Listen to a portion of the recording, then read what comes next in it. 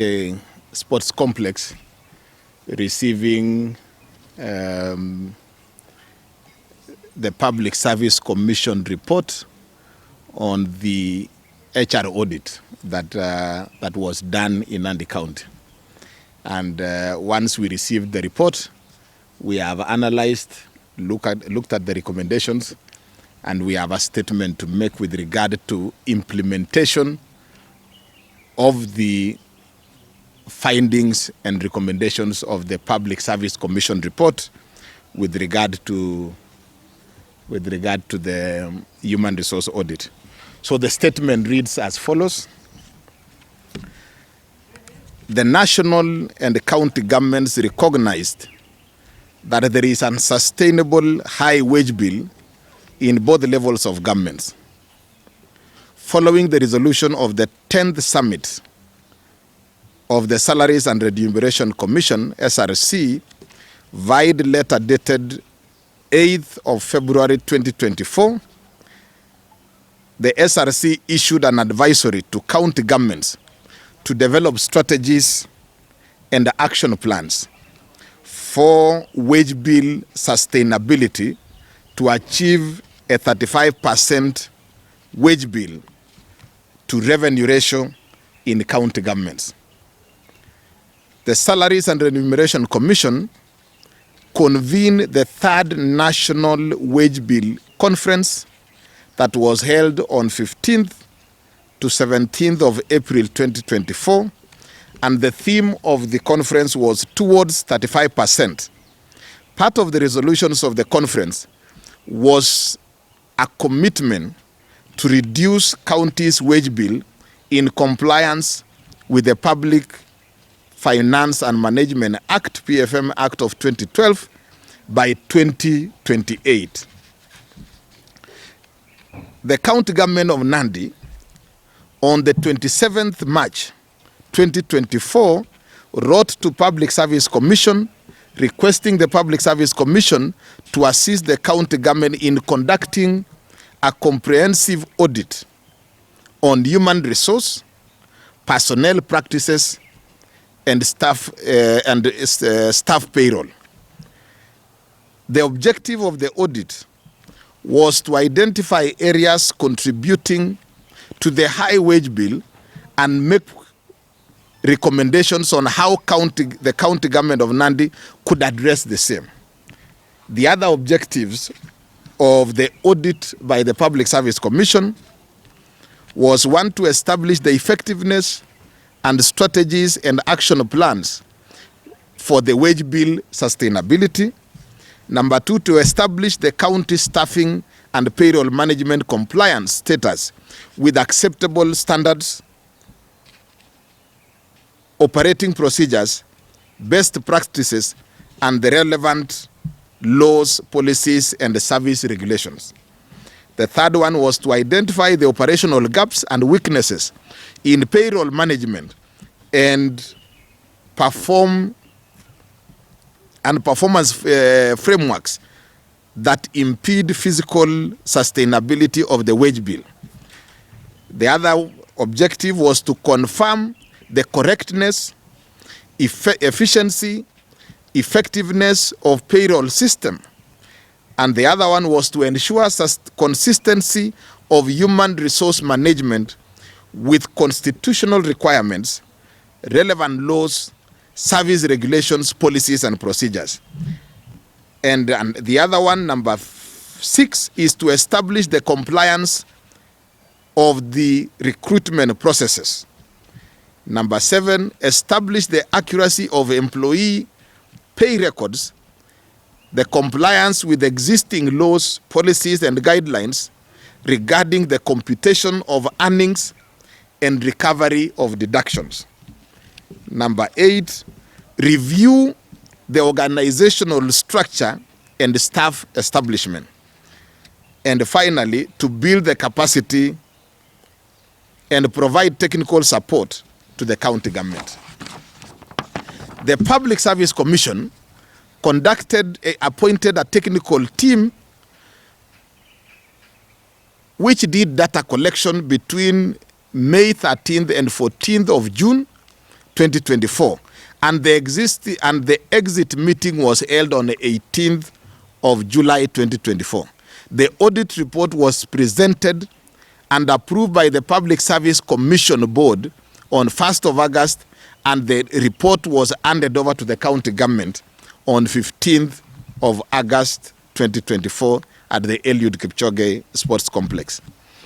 The audit covered human resource practices in the county departments, which evaluated and analyzed against the information in the IPPD system, the staff registers, applicable laws, policies and procedures. An analysis of the payroll management revealed that there were several areas where payments of salaries and allowances may have been inflated, thus contributing to high wage bill. Inflation of payments may have been occasioned through the operation of manual payroll, payments of special salaries, salary arrears, and arbitrary placement of officers in higher salary points and higher job groups. There were inconsistencies in the number of staff receiving payments for hardship allowance over the period. From the audit, it was ascertained that 1, some of the staff benefited directly from the irregular recruitment process through fraudulent and illegal acquisition of appointment letters without adhering to the established procedures, policies, and laws. Number 2, there was manipulation of the IPPD system by integration of irregular, illegal, and unprocedural letters into the IPPD system. Number 3, there is variation in the terms of service of staff in the IPPD, where manipulation to higher job groups, entries of some of the officers, payment of irregular salaries, allowances, arrears, higher salary points, and unauthorized translations of terms from contract to PNP within the IPPD system was detected. And 4th, there was lack of proper checks and controls relating to the IPPD data, where the staff pay changes did not adhere to the laid down procedure approval levels in the IPPD system. The report of the Public Service Commission spelled out the following recommendations, among others, to enhance public service management. Number 1, to fast-track the establishment of its organizational structure and staff establishment to determine the optimal staffing levels and managing the reconciliation of staff data to ensure alignment with career progression guidelines. The organizational structure has since been established and is currently being implemented. And you will remember that on the same day we were receiving the report, we actually launched the NANDI County organizational structure and staff establishment. Number 2, that the county undertakes payroll cleansing to ensure consistency of employees' details, to include review of data on the payment of allowances, salary arrears, arbitrary placement of staff, and expunging from the records of the IPPD system as a result of any irregular and fraudulent appointment letters. Number 3, undertake staff head count to confirm the number of employees serving within the county public service, and weed out any ghost workers, if any. Number 4, conduct capacity building in various areas, including IPPD management, records management, report and minutes writing, and finally, institute disciplinary action against the officers who facilitated irregularities in the human resource and payroll management system within the county. Following the recommendations of the Public Service Commission and noting that some of the individuals in the County Public Service Board and Payroll Unit have been colluding to issue irregular and fake appointment letters, some through fraudulent means, and that such appointments found their way into the payroll system, the county government of NANDI now undertakes the following measures to enhance public service management. Number one, in line with the recommendations of the Public Service Commission, the NANDI County Public Service Board notifies the general public that any appointment letter issued or obtained and procedurally and fraudulently to anyone is a nullity. And consequently, the responsible department has expunged any resultant entry into the payroll. And I want to repeat that. In line with the recommendation of the Public Service Commission, the NANDI County Public Service Board notifies the general public that any appointment letter issued or obtained and procedurally and fraudulently to anyone is a nullity. And consequently, the responsible department has expunged any of those resultant entries in the payroll. Number two, the general public is also hereby informed that the procedure for appointment to any position or vacancy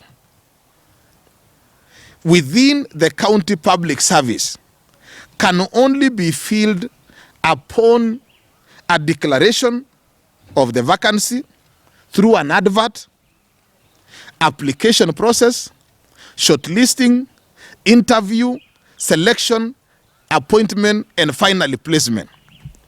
And anyone who has an appointment letter that did not follow this procedure is hereby informed that that letter is a nullity. Number three, the payroll officers have been suspended to facilitate investigations into the irregularities in the payroll system as highlighted by the Public Service Commission report. The county government has referred the matter to the Directorate of Criminal Investigations for further action. Additionally, staff within the payroll unit, human resource department, and the county public service board, together with individuals who obtained appointment letters, who issued and obtained appointment letters illegally and procedurally and fraudulently, are under investigations by the DCI for the said fraud, bribery, and any other related offenses. Number four, the county government has commenced disciplinary action against those found culpable and shall also initiate recovery of funds that the county government may have lost by the said involvement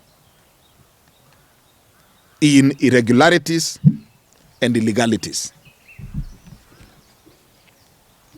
Number five, the county government shall immediately analyze the affected service delivery units within the departments and undertake a new process of recruitment in strict compliance with the existing procedures, policies, and laws to minimize disruption of service delivery. And finally, a complaints desk shall be set up in every department to receive complaints from staff or anyone, and especially those who might have been scammed of their hard-earned money in the name of employment, fake employment letters in the county, in the NANDI county public service, through the perpetuated bribery, fraud, irregularities, and illegalities. That is the end of my statement.